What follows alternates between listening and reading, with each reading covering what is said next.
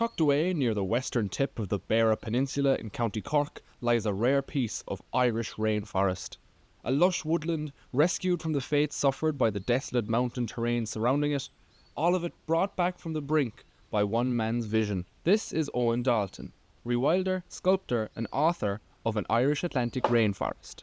After reading his book last year and being deeply moved by his story, myself and my friend Tom sought him out at the launch of his second book, hoping to meet the man behind the forest. After the signing of an autograph, a warm chat and a generous invitation, Tom and I waited for spring, when the trees would leaf out, before making our way down to the colourful village of Iries to see Buffacle woods for ourselves. What we found was more than just a patch of trees. It was a glimpse of what nature can do if we simply let it. Over the last decade, Eoghan has transformed what was once degraded farmland into a thriving Atlantic rainforest, one of the rarest ecosystems in Europe. And he's done it by stepping back and letting nature take the driver's seat. After an unforgettable tour of his rainforest, we sat down with Eoghan to talk about rewilding, hope, and the urgent need to reconnect with the wild. I was on the lookout for a piece of land on the Beara Peninsula for many, many years before I found this place. I actually couldn't believe that such a place even existed, never mind the chance that I might have a chance to buy it. And what really grabbed me about the land was the fact that I didn't know it at the time, but the family who lived here previously, the Crowleys, had emigrated to the United States, leaving the land unfarmed. And what that meant was that the land started a process of reverting back to wild natural habitat in the form of native forest.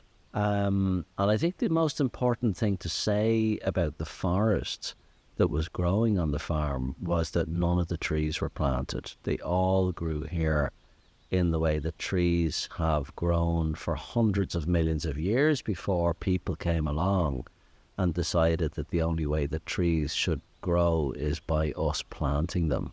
And I knew even back then from the very outset that despite the incredible beauty of this wild forest that was growing on the land, that it was in a really bad state ecologically. So you had rhododendron ponticum, which is an invasive plant, growing all over the land and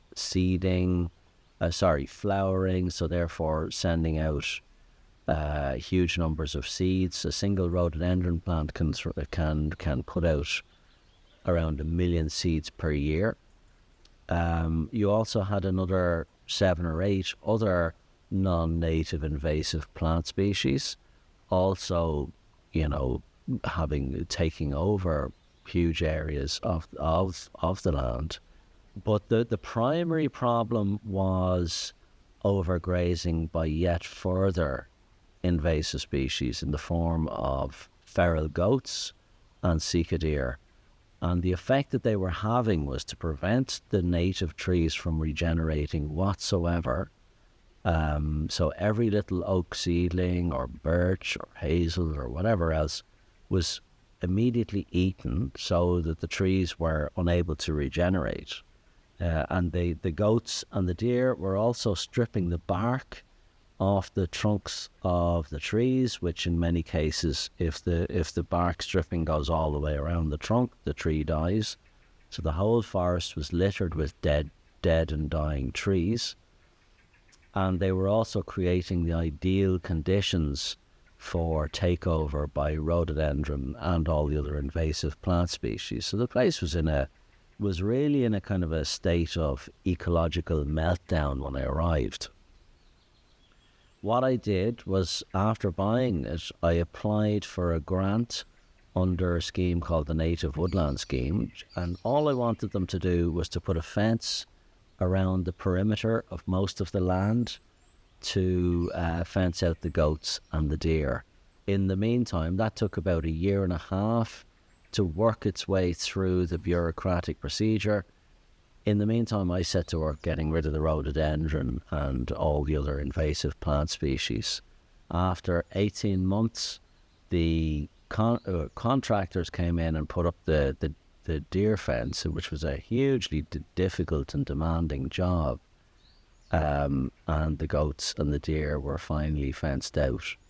The results of that, of the lifting of grazing pressure in the forest and the removal of rhododendron and other invasive plant species, was just the most spectacular explosion of biodiversity that started immediately and has been gaining steam ever since. So what you had to begin with were all of the trees began to seed out, all of the dozen native trees that were already present, and the floor of the forest began to slowly at first to come to life with a great variety of wildflowers. So bluebells, wood anemone, wood sorrel, dog violet, yellow pimpernel, pignut, sanicle, and so many others, scores of others. And that has been that process of the creation of new young forests and the increasing diversity within the existing forest has been continuing at pace ever since. And all of this additional flora has attracted in greatly increased diversity and abundance of insect life, which in turn has attracted in far more birds. So the whole place really just started to ring and buzz with bird and insect life. On top of all that, several rare native species of mammals have moved in or started to use the place. The first of which was a bat species called lesser horseshoe bats, and they have a colony in here now, and they hunt midges and other insects that fly above and in the forest. Wait. And they're a species of international conservation concern, so they're a big deal in nature conservation terms. Pine martens were the next to turn up. They are Ireland's rarest native mammal, and they're a hugely important species in ecological terms. They're omnivores, so they both hunt and eat berries and nuts and invertebrates and all sorts of things. And so they're really, really tied in with so many ecological processes in a forest like this. Their name in Irish is An Irish, which means the tree cat, and they're a forest species, and they are very, very well adapted to habitats like this. Otters also started to come up the rivers. They don't live in the forest, but they do come up the streams from the nearby sea in search of frogs or frog spawn or other tasty things to eat. And I'm sure that there's a whole plethora of other species that have moved in that I'm not aware of. Sparrowhawks nest in the woods. I know that barn owls are using it. And the bird life is hugely diverse. It's hugely bounteous and abundant.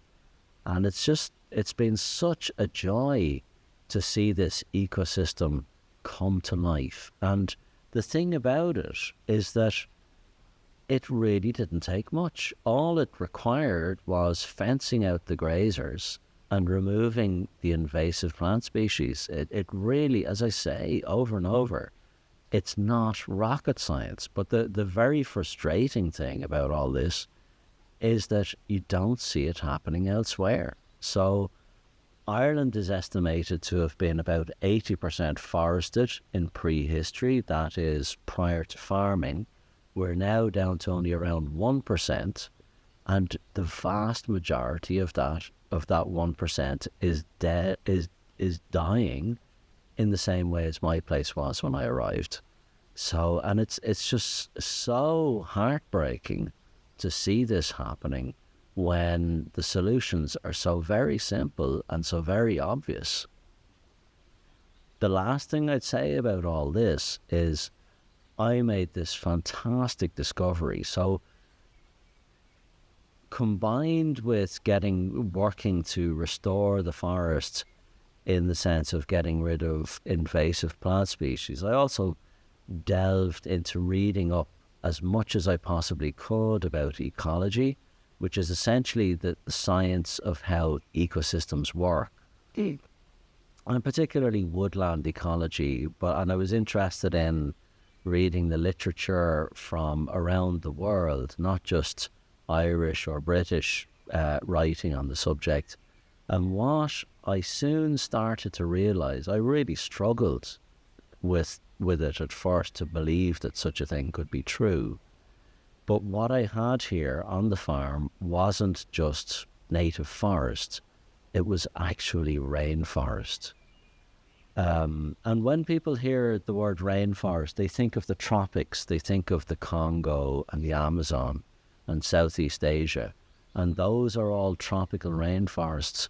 What would have once covered much of Ireland, perhaps most of Ireland, was temperate rainforest, and now we've got so little left, almost nothing left, and most of what the tiny fragments that we still have are dying a death due to the exact same factors that were killing off the ecosystem in my place, which is severe overgrazing by goats, deer, sheep, and then invasive plant species.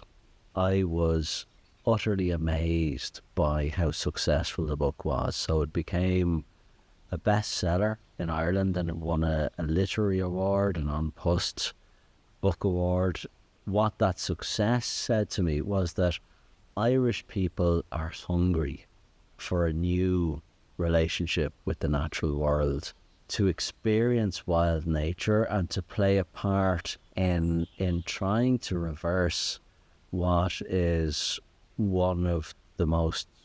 I was asked to give talks all over Ireland in the subsequent year, and everywhere I went, people were coming up to me afterwards and telling me how their reading the book had changed their perception of the Irish landscape. So we're all brought up here in Ireland to think that bare mountains and just fields is the natural state of the land, and it's totally not. Once upon a time, this entire island was covered in natural habitats, mostly forest, but a whole variety of others: bogs, wildflower grasslands, wild rivers, lakes, all other types of wetlands, all flowing in and out of each other, so nothing neat and tidy about any of this. And we've gone from that to a situation in which virtually the whole island of Ireland is used extractively for either farming livestock, growing Sitka spruce, or some other productive use. And that has pushed nature to the very margins. There's almost nowhere left now that's good habitat for nature. And wildlife can't survive in a field of just reseeded ryegrass where there's nothing else. It can't survive in a monoculture plantation of a foreign species of tree like Sitka spruce. And that's why nature is crashing through the floor in this country. If Ireland was to wake up, there's so much ecological potential here to be fulfilled. I spent 3 weeks in the early part of the year in Costa Rica, where there's been the most incredible transformation, the most incredible renaissance in terms of bringing back nature and wild natural habitat. And it's It's benefited everybody in the whole country. They've now got the highest standard of living in Latin America, and largely based on ecotourism, and it's really worked for everybody, and it's worked for nature, and it's worked for the climate, and there's no reason why we couldn't do something similar in Ireland in a way that works for everybody. And by everybody, I include farmers and rural communities and landowners. I think it's not just a question of that it can happen in a way that works for farmers. I believe it has to happen in a way that works for farmers, or it won't happen at all.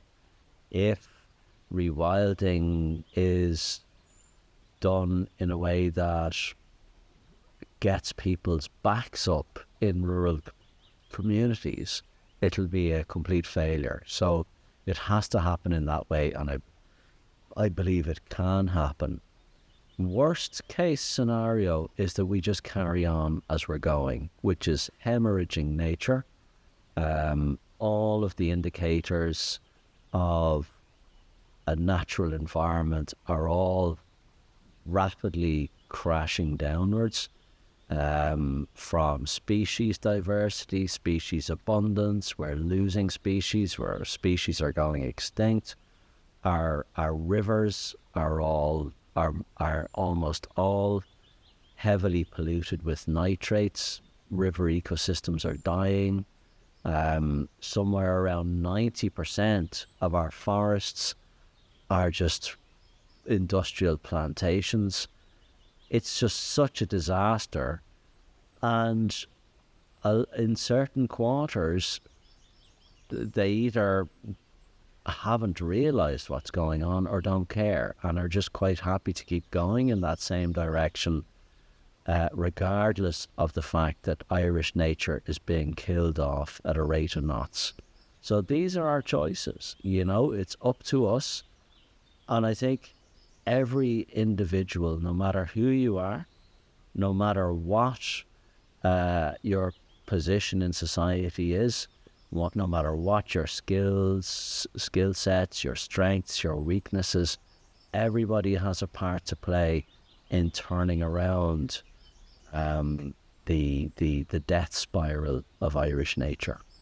I think by killing off nature, we're killing off a part of who and what we are. And do we really want to live in a future sterile, dead landscape? That's the question we have to ask ourselves. Well, I hope you enjoyed that as much as we did. My biggest takeaway from visiting Eoghan's rainforest is just how capable nature is of recovering if it's given the space and conditions to do what it's been doing for millions of years. Eoghan emphasises the importance of removing sheep, goats and deer from the landscape, allowing the trees to self-seed naturally. He also stresses the need to manage invasive species, those not native to the land, which can quickly take over if left unchecked. If you enjoyed this video, I have no doubt you'll love Eoghan's book, An Irish Atlantic Rainforest. It's an incredible deep dive into his rewilding journey here in Buffacle Woods. Tom and I are incredibly grateful for the time Eoghan gave us, showing us around and sharing such fascinating insights. Thanks for watching. Slán go fóill.